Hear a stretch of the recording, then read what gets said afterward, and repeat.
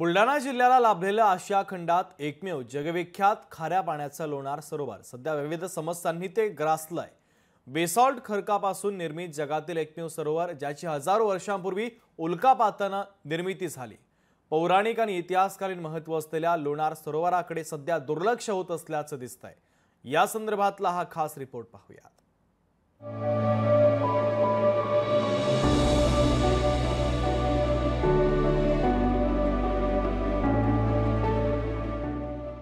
विकासाच्या प्रतीक्षेत लोणार सरोवर। युनेस्को लोणार सरोवराची दखल कधी घेणार? जागतिक वारसा स्थळात लोणारचा समावेश कधी?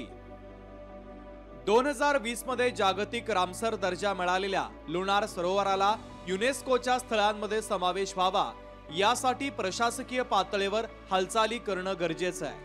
केंद्र आणि राज्य सरकारनं याकडे लक्ष देण्याची गरज आता निर्माण झाली आहे। याबाबत लवकरच दिल्लीत युनेस्कोची जागतिक वारसा समितीची एक महत्त्वाची बैठक होणार आहे। या बैठकीत राज्य सरकारच्या वतीनं प्रस्ताव ठेवला जावा अशी मागणी आता केली जाते आहे। ही मागणी जर पूर्ण झाली तर वारसा स्थळांच्या यादीत दर्जा मिळालेलं लोणार सरोवर हे 40वे स्थान ठरणार आहे। आमच्या मते मानवीय हस्तक्षेपामुळे हे पाणी वाढत आहे, परंतु हे पाणी वाढल्यामुळे याची जी जैवविविधता आहे ती धोक्यात आलेली आहे व याच्या आजूबाजूचे जे पुरातन मंदिरं आहेत ज्याला एक विशिष्ट महत्त्व आहे ते मंदिरही पाण्यात चाललेले आहेत व यामध्ये सूक्ष्म बॅक्टेरिया आहेत। ते जर यामध्ये दुसरं पाणी मिसळलं तर त्या जैवविविधतेलाही धोका निर्माण झालेला आहे। लोणार सरोवराच्या परिसरामध्ये अनेक दुर्मिळ औषधी असून शेकडो पक्षी, प्राणी आणि दुर्मिळ शेवाळ देखील आहे। गेल्या अनेक वर्षांपासून लोणार सरोवर परिसरामध्ये होत असलेल्या सततच्या मानवी हस्तक्षेपानं या सरोवराचं पाणी सातत्यानं वाढत चाललंय। त्यामुळे सरोवराचं मूळ पौराणिक आणि ऐतिहासिक महत्त्व संकटात आलंय।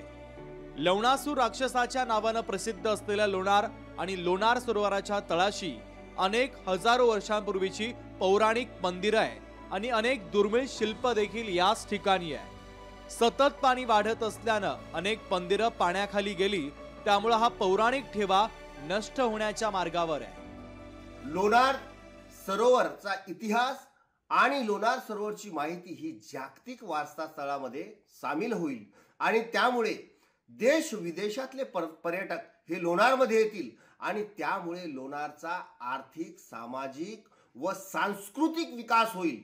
याकरिता आग्रह मी धरत आहे। राज्य सरकारनं लोणारला अभयारण्य जरी घोषित केलं असलं तरी लोणारच्या सर्वांगीण विकासासाठी निधी देऊन विकास आराखड्याच्या माध्यमातून शाश्वत विकास होणं गरजेचं आहे।